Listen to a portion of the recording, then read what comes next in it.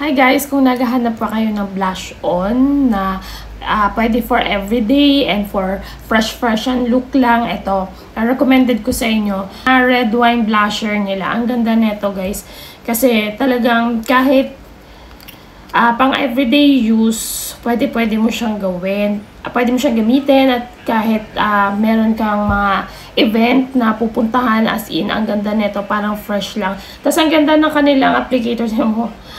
Ang laki, ang bulky. Ayan. Lalagay lang ako dyan ng pakita ko sa inyo yung ano. At saka kahit hindi na kayo mag-highlighter nito, kasi nga, para na siyang may highlighter. Meron na siyang tas ang bango nito. Amoy strawberry. Ganun yung amoy niya. Ayan guys, sinan nyo.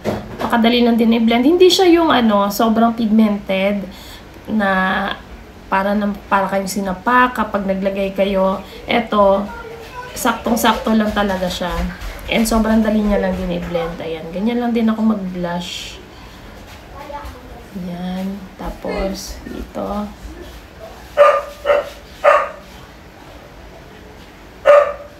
Sobrang ganda nito. Ang bango niya ako pa naman guys, mahilig din ako sa mga product na mababango. Kasi parang nadagdag freshness din siya. Nagdag freshness din siya sa kalooban mo kapag yung mga product na ginagamit mo mabango yung mukha mo, ganun. Pag may nagbeso-beso sa'yo, ganun, bango mo naman.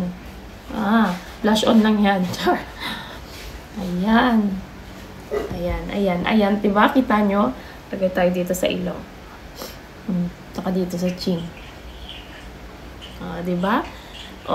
Yan, kita nyo. Diba? Fresh look lang. Fresh and look lang. Ang ganda.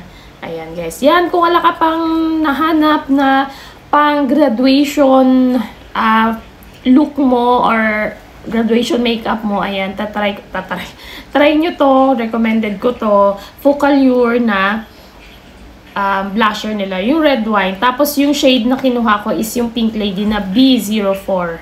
Ayan siya. Ito yun. Yan guys, ilalagay ko dyan sa yellow basket natin kung gusto nyo mag-purchase.